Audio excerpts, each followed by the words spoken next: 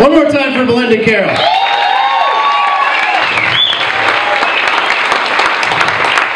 I feel like some of you guys might have saw my butt a little bit right there. That's all right. Come from a long line of no butt men. You guys ready for your next comic? Yeah! That wasn't very good. Come on, guys. What happened to you? All right, now we're re-energized. All right, folks.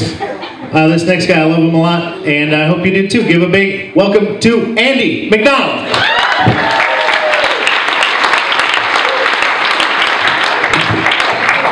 Sup, degenerates? You ready to party? This is like sober Def Jam. This is the best. I'm gonna start off right away. Just gonna pander the shit out of you guys. I'm almost 3 years sober now. Yes. Thank you. Like, I'm just a garden variety alcoholic, and I used to, back when I was drinking, I would drink at minimum a 1/5 of vodka every single day. Like at this, my liver looks like Nick Nolte's face at this point. My liver looks like a leftover pork chop seasoning in a jar of my parents' tears. Oh. I found a line, I think. That's great. And it's weird, I do comedy a lot in bars, and it's weird because just like, I'm just constantly surrounded by the reason I don't remember 7 years of my life. And I did a show once, and someone came up to me after the show and went, "Hey, can I buy you a drink?" And I went, "No thank you, I don't drink anymore." Which should have been the end of that conversation, but instead they decided to chime in and go, "You must have been really bad at drinking if you had to quit." Exactly. When I do that at just like regular rooms, dead silence. Like, yeah, of course he must have been bad at drinking. And it was like, I responded like, excuse me, sir, like, I was the LeBron James of plastic bottle vodka. Like, look, if I was so bad at drinking, how come I won a trip to rehab? Yeah. I feel like rehab is society's way of saying, you're so good at drinking, you're making the rest of us look bad, and you have to stop.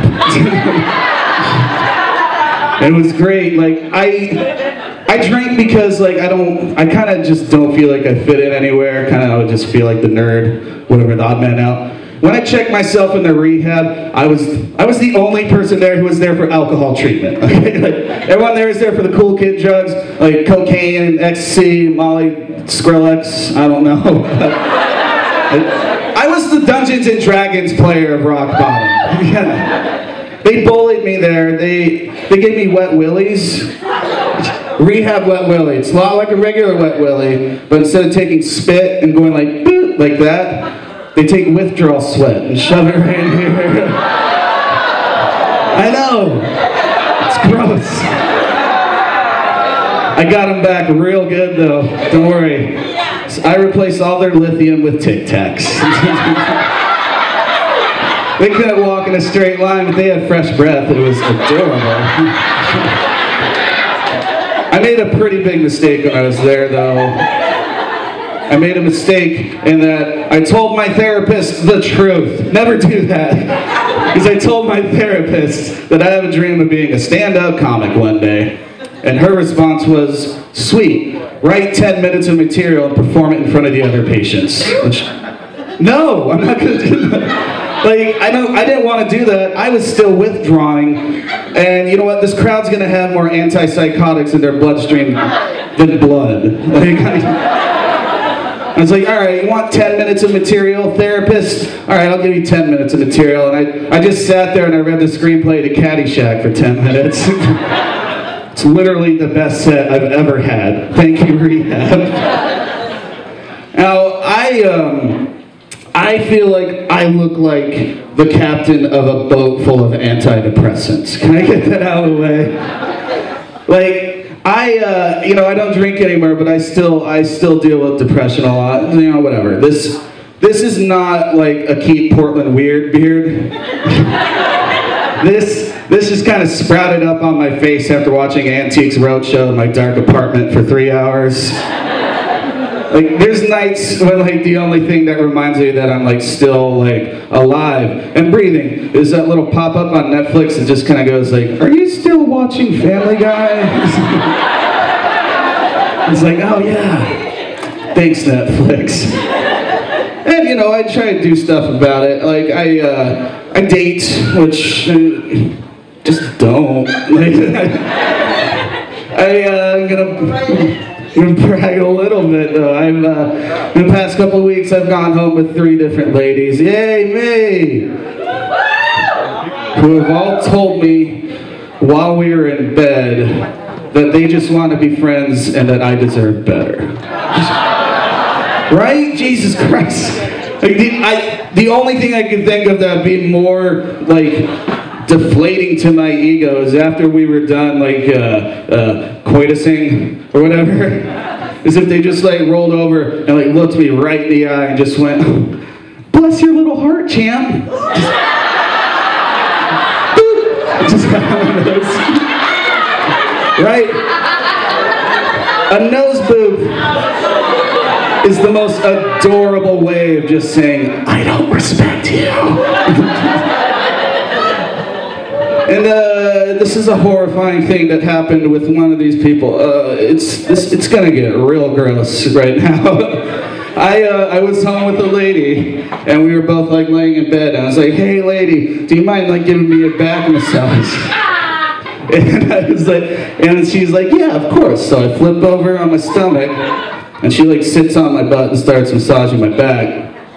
And while she's doing that, like, her weight is shifting around, and there's a little grum going on my tum-tum. I feel like some of you know where I'm gonna go with this. There's no delicate way to put this. I farted right into her vagina. I know. I'm as horrified as all of you, don't worry. What's the etiquette for farting into a woman's vagina? Do you, like, look at her and just go, bullseye, high five? I don't know. You guys are great. I got 7 minutes here. I sat there in just stunned silence. I didn't know what to say. But in my head, I was like, you fool! This is how ghosts are born! What have you done? And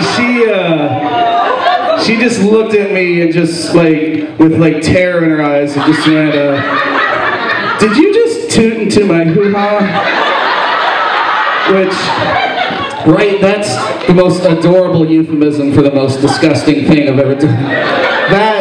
That sounds like the name of a Christian ska band or something like that. I would have called it something a little more, like, classy and elegant. Like, I would have called it something like Whispering to the Gilded Lady or something like that. Basically, the long story short is, guys, we're getting married. I'm so excited. That's been my time, guys. Thank you very much. Let's give it back to Jeremiah. You guys have been awesome. Thank you guys very much.